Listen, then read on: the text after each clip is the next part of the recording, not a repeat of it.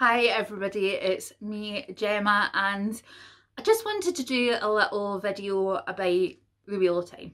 Now, I've talked about this in many videos quite recently, and I wanted to go into a bit more depth. So I wanted to give you 10 reasons why I think you should read the Wheel of Time. So number one on reasons why you should read the Wheel of Time is it has a really distinct and unique magic system.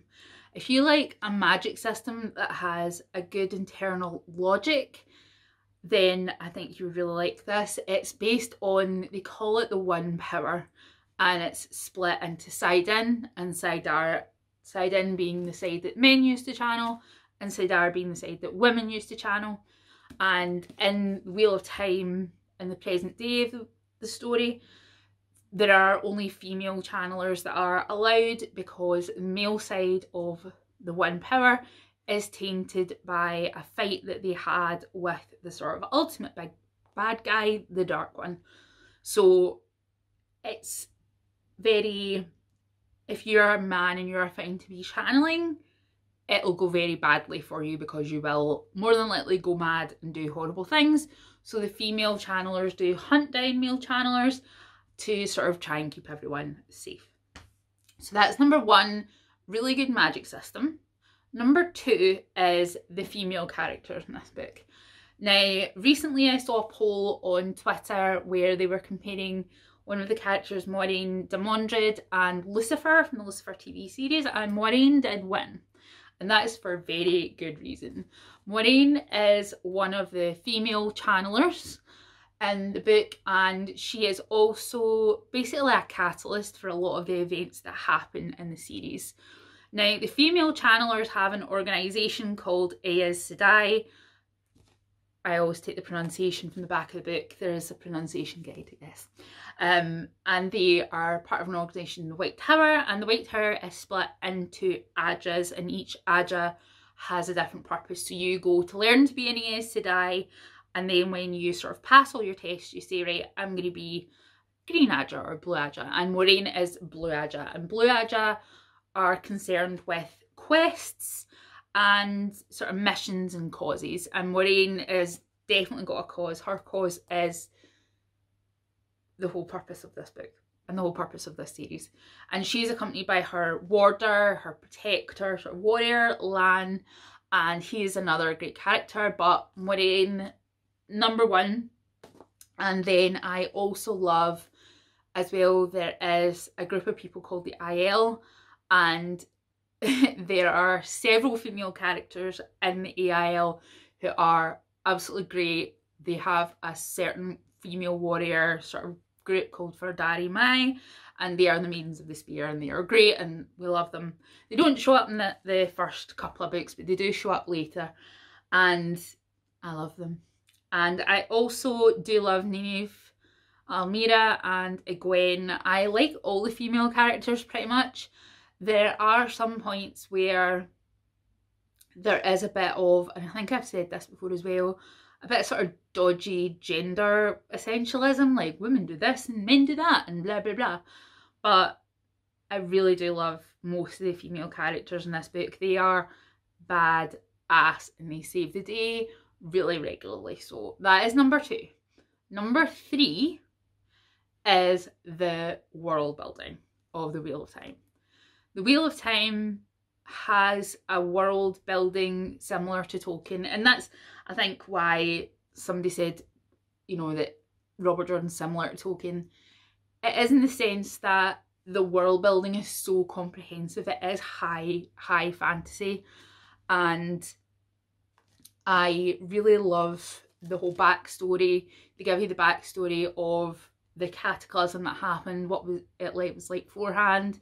All of the different countries are very fleshed out, and they have different customs and different ways of looking at life, and Robert Jordan does show when those clash and when those kind of become a bit weird.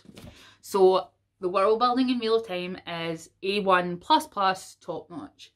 Number 4 is how long it is. Wheel of Time has 13 books, and it's really immersive. Once you start, I think I said this in my last video, I've read this series like 15 times easily, and I've probably read the first 5 books more than that. I've been reading them since I was, I'm gonna say 10, 11, a long time. I'm 30, I'm gonna be 35 next month. So it's been a while, and whenever I read these books, I find something new in them. There's 13 books, it's a finished series, you can just binge it.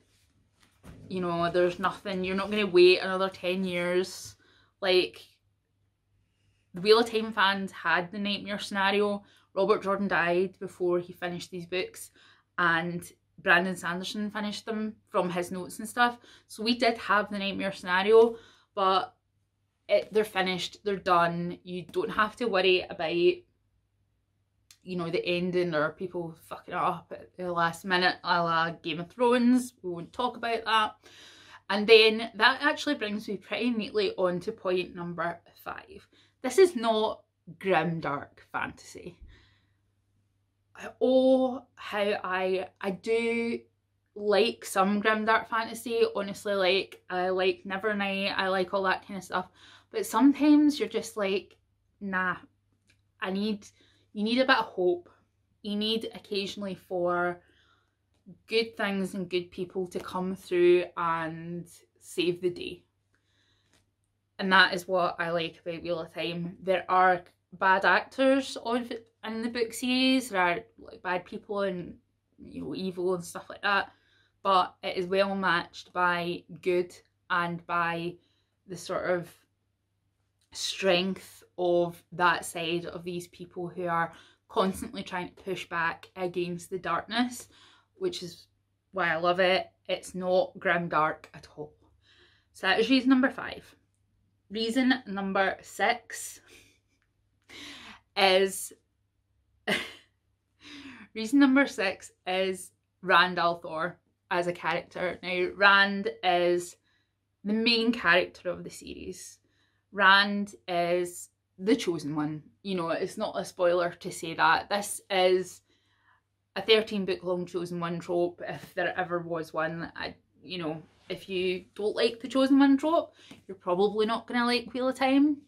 So Rand is the chosen one. And to be honest, throughout the books he's dealt a pretty shitty hand. Like, some really bad things happen to Rand, and he doesn't get a lot of thanks a lot of the time. People are sometimes very scared of him, and he could just give up and go, screw you all, I'm going, I'm not going to do this, but he never does. He constantly is fighting for the right thing and to sort of leave a piece behind. Like, he's not just thinking of, oh, I'm going to defeat the Dark One and then I'm going home and that's it. He's like, okay, I'm going to defeat the Dark One, but what are we going to do after that? What is the world going to look like once I have done this? And he's very sort of, he doesn't just throw people around like pieces on a chessboard. He feels everything so intensely. I love Rand al'Thor, and I think he is one of the best protagonists, and certainly one of the best chosen ones that I have seen. Now, reason number 7 is tropes done well. Now, we've just talked about the chosen one. I'm also going to talk about the wound that never heals, which, if you've read Lord of the Rings, you know Lord of the Rings, you know that Frodo has a wound that never quite heals, that always bothers him, and it crops up in certain other media as well. You know, you have like Odin, who has a missing eye, and things like that, and Rand very much has that as well. Also, the tropes that I love, like found family. There's so much found family in this.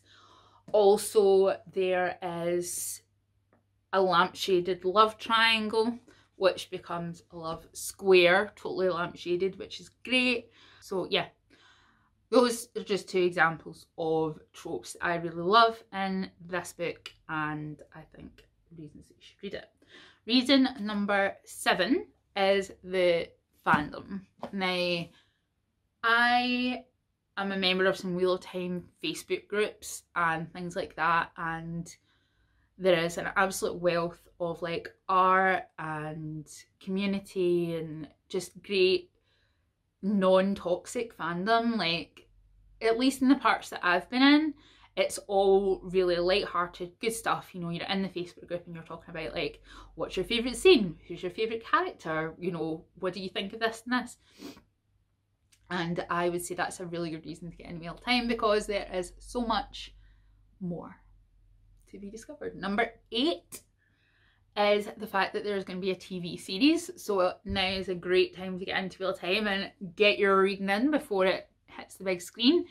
I'm really looking forward to it, and I'm excited about the TV series. The casting is really looking good and looking diverse, which I'm pleased about, because given the sort of origins of the characters, they really probably, other makers might have tried to get away with the 3 white boys kind of style, but instead they have made the initial Emond's Field characters anyway really diverse and really awesome. I'm really looking forward to that. And also, Amazon have had a good run of adapting things that I like. They adapted Good Omens, which I love. So I'm pretty looking forward to it, and I'm kind of quietly confident that it's not going to be a Game of Thrones bibbies for every situation sort of adaptation. Not that there's anything wrong with bibbies, but I think we all know what happened with Game of Thrones. Number 8, also comparing to Game of Thrones. There is not a single, that I can recall, a single overt on-page sexual assault in these 3 books. Not one. And I didn't realise how great that was until I read some other series and watched some other things that just seem to sort of sprinkle sexual assault on things like Salt Bae does on Beef, you know, and it really bothers me and it really bugs me. So when I was thinking more and more about what I love about this series, one of the things I love is that there's no sexual assault in it. Not that I can recall anyway. If anyone else can remember, please do correct me down in the comments. But I just saying, you don't need it. It's not necessary. Just putting that right out there for any future authors. And then number 9 is the AIL. The AIL are a race that crop up, a country, a sort of group that crop up in the series in like book 3 or 4. And you learn about lots about them and about their history and why they are the way they are. But they are very cool. They are a warrior kind of race. They have different customs. They have different ways of looking at the world. They have like honor systems. And I think Robert Jordan handles it really well. Like I said this earlier in the video, but he handles different cultures really well, which I like. And I think once you get to the AIL, which I think is in book 3, I think the Dragon Reborn, they start to come in, you'll really enjoy them. That's my number 9, and that's I'm sticking to because I really like the AIL.